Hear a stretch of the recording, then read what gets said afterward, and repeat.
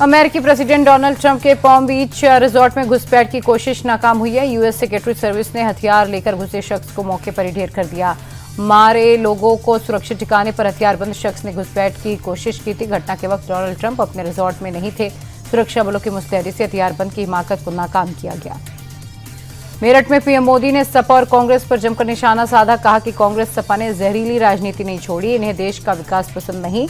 AI summit में youth Congress के प्रदर्शन पर पीएम भड़के और कहा कि कांग्रेस ने भारत के वैश्विक आयोजन को गंदी और नंगी राजनीति का अखाड़ा बनाया। ये लोग अपने ही देश को बदनाम करने में लगे हैं। कांग्रेस ने सारी मर्यादाएं तोड़ दी, लेकिन देश पहले से जानता है कांग्रेस नंगी है। प्रधानमंत्री मोदी ने रेडियो पर अपने मासिक कार्यक्रम मन की बात की। पीएम ने AI summit, T20 world cup, organ donation समेत कई मुद्दों पर चर्चा की। पीएम ने कहा कि दुनिया में एआई कैसे काम करेगा, इसके लिए दुनिया के लोग एआई समिट में जुड़े। इसमें मैंने दुनिया के लीडर्स को बहुत सी चीजें दिखाई। पीएम ने ऑर्गन डोनेशन की जरूरत पर जोर दिया। वहीं पीएम ने डिजिटल अरेस्ट पर बात की और कहा कि सशक्त नागरिक से ही मजबूत और आत्मनिर्भर भारत बनता है। स्वामी अविमुक्तेश्वरानंद की मुश्किलें बढ़ गई हैं। नाबालिगों के यौन शोषण के मामले में पॉक्सो स्पेशल कोर्ट के आदेश के बाद पुलिस ने एफआईआर दर्ज की। प्रयागराज पुलिस ने शंकराचार्य और उनके शिष्य मुकुंदानंद गिरी समेत 2 से 3 अज्ञात लोगों के खिलाफ झूसी थाने में मामला दर्ज किया। आपको बता दें, शाकुंभरी पीठाधीश्वर आशुतोष ब्रह्मचारी ने अविमुक्तेश्वरानंद के आश्रम में नाबालिगों के यौन शोषण का आरोप लगाया था। 13 फरवरी को 2 पीड़ित नाबालिगों का बयान भी कोर्ट में दर्ज कराया गया था। शंकराचार्य पर हुई एफआईआर को लेकर सपा प्रमुख अखिलेश यादव ने योगी सरकार को घेरा। अखिलेश बोले, शंकराचार्य को अपमानित करने के लिए यह सरकार 20 साल पुराना मामला ढूंढ कर लाई है। विचारों का झगड़ा हो सकता है, लेकिन इस स्तर पर गिर जाना ठीक नहीं है। ये सरकार अब बचने वाली नहीं। सीएम के वस्त्र से धोखा खा रहे हैं। गीता में कहा गया, माया में रहकर माया से दूर रहे वो योगी है। अखिलेश पीडीए को लेकर भी बोले, कहा कि जैसे जैसे पीड़ा बढ़ रही है, पीडीए भी बढ़ रहा है। देश में एक बड़ी आतंकी साजिश का पर्दाफाश हुआ। दिल्ली पुलिस ने आतंकी साजिश को नाकाम करते हुए तमिलनाडु से 6 और पश्चिम बंगाल से 2 संदिग्धों को गिरफ्तार किया। पकड़े गए संदिग्ध आईएसआई और बांग्लादेश के आतंकी संगठनों की शय पर आतंकी हमले की साजिश रच रहे थे। संदिग्धों में बांग्लादेश के नागरिक भी शामिल हैं। पुलिस ने 8 मोबाइल, 16 सिम कार्ड बरामद किए। पुलिस के मुताबिक इन्हीं संदिग्धों ने दिल्ली में फ्री कश्मीर के पोस्टर्स भी लगाए थे।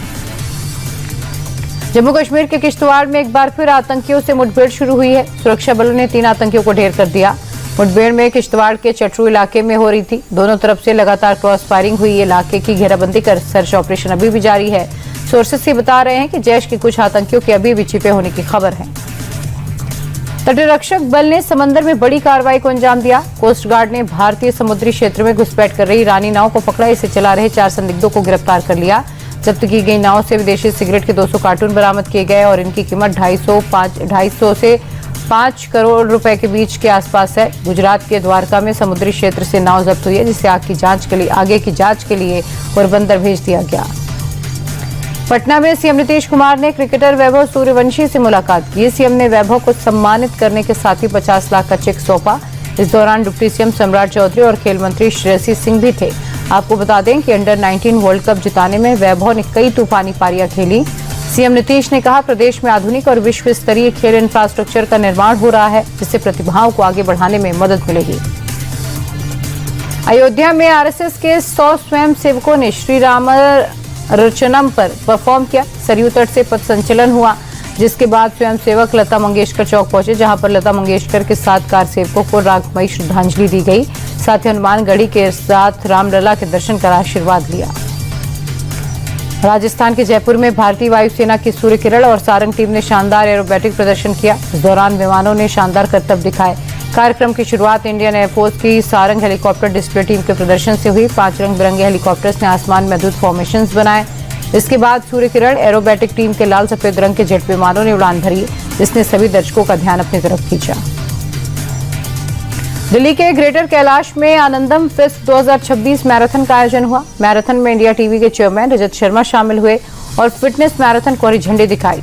मैराथन का मकसद सभी उम्र के लोगों में फिटनेस और हेल्दी लाइफस्टाइल को अपनाने के लिए एनकरेज करना है। मैराथन को हरी झंडी दिखाने के बाद रजत शर्मा ने कहा कि उन्हें इस फेस्ट को देखकर वाकई में आनंद आ गया। उन्होंने फेस्ट ऑर्गेनाइजर्स की तारीफ की और कहा कि फिटनेस को बढ़ावा देने के लिए इस तरह के कार्यक्रम आगे भी होते रहने चाहिए। इंडिया टीवी के चेयरमैन रजत शर्मा एलजी सक्सेना के निमंत्रण पर दिल्ली के असिता पार्क में डीडीए के सालाना फ्लावर फेस्टिवल में शामिल हुए। यमुना नदी के किनारे पर फ्लावर फेस्टिवल का आयोजन किया गया। रजत जी के साथ दिल्ली के LGBT सक्सेना ने ट्यूलिप के खूबसूरत फूलों और प्रवासी पक्षियों को भी देखा जो इस मौसम में यमुना नदी के किनारे आते हैं। फ्लावर फेस्टिवल में इस बार कई तरह के पक्षियों और जानवरों की खूबसूरत आकृतियां भी बनाई गई हैं। नॉर्थ सिक्किम में ताजा बर्फबारी की दिलकश तस्वीरें सामने आई। बर्फीले बारिश ने लांचुक घाटी को अपने आगोश में ले लिया। 0 पॉइंट पर गाड़ियां रेंगती हुई नजर आई। सैलानी भी बर्फबारी का मजा लेते नजर आए। बर्फ से ढके पहाड़ टूरिस्ट को अपनी तरफ अट्रैक्ट कर रहे हैं। फ्रेश स्नोफॉल से पूरी घाटी जन्नत जैसी नजर आ रही है। MP के छिंदवाड़ा की सड़कों पर जबरदस्त पॉलिटिकल तमाशा दिखाई दिया। सबसे पहले बीजेपी प्रोटेस्टर्स बैरिकेड्स तोड़कर कांग्रेस दफ्तर का घेराव करने पहुंचे, जिसके बाद कांग्रेस कार्यकर्ता भी मोर्चे पर डट गए। दोनों ही दलों के कार्यकर्ता जमकर नारेबाजी करने लगे। नेताओं के पुतले फूके गए। मौके पर पहुंची पुलिस ने लाठीचार्ज के बाद सिचुएशन को कंट्रोल किया। झारखंड के साहिबगंज में फुटबॉल मैच को लेकर भारी हंगामा हुआ। मैच के लेट शुरू होने पर दर्शक भड़क गए। गुस्साई भीड़ ने मैदान में बॉटल्स फेंकी, टेंट में तोड़फोड़ की। कुछ लोग टेंट का सामान भी चुरा कर ले गए। एक टीम के लेट पहुंचने की वजह से दर्शकों को इंतजार करना पड़ा। भीड़ के हंगामे को देखते हुए मैच को तुरंत रद्द किया गया। पुलिस ने मौके पर पहुंचकर मोर्चा संभाला। नेशनल हाईवे पर ट्रक को ओवरटेक करना कार सवारों को महंगा पड़ा। राजस्थान के कोटा में नेशनल हाईवे पर जानलेवा एक्सीडेंट का मामला सामने आया है, जहां MP से UP की तरफ जा रही कार ने ट्रक को ओवरटेक करने की कोशिश की, लेकिन कार डिसबैलेंस होकर ट्रक के पिछले हिस्से में भिड़ गई। टक्कर इतनी भीषण थी कि कार के परखच्चे उड़ गए। हादसे में कार सवार 4 युवकों की मौत हो गई। मरने वाले सभी लोग UP के हैं। UP की मैनपुरी में SIR को लेकर 2 पक्ष मारपीट पर उतर आए। SIR कैंप में वेरिफिकेशन को लेकर पहुंचे एक पक्ष ने दूसरे पक्ष के बेलों पर वोट काटने के आरोप लगाए। देखते ही देखते मारपीट की नौबत आ गई। दोनों ही पक्ष एक दूसरे पर लाठी डंडों से हमला करते दिखे, जिसके चलते 10 से ज्यादा लोग जख्मी हुए। हंगामे के बाद दोनों ही पक्ष पुलिस के पास पहुंचे कार्रवाई की मांग की। लाल बारदरी में बनी मस्जिद को सील करने पर लखनऊ यूनिवर्सिटी के छात्र आग बबूला हुए। इसे लेकर प्रदर्शन करते हुए उन्होंने यूनिवर्सिटी कैंपस को ही मस्जिद बना डाला। प्रदर्शनकारी छात्रों ने पहले तो खुलेआम कैंपस में नमाज पढ़ी और उसके बाद इफ्तारी भी की। छात्रों का आरोप है कि मस्जिद को जानबूझकर बंद किया गया। हालांकि प्रशासन मरम्मत के चलते बिल्डिंग को सीज करने की बात कह रहा है।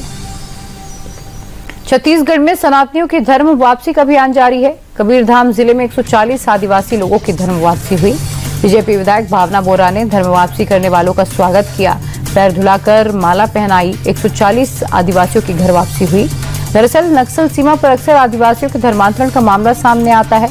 ईसाई मिशनरीज पर अवैध धर्मांतरण के आरोप लगते हैं।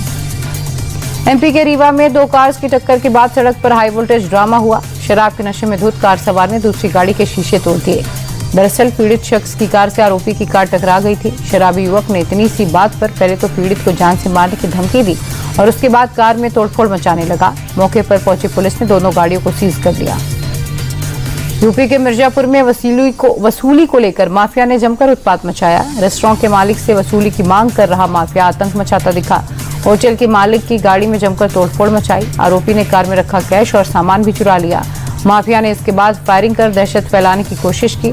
आरोप है कि माफिया लंबे समय से होटल के मालिक से वसूली की मांग कर रहा था। अब पुलिस मामले की जांच कर रही है।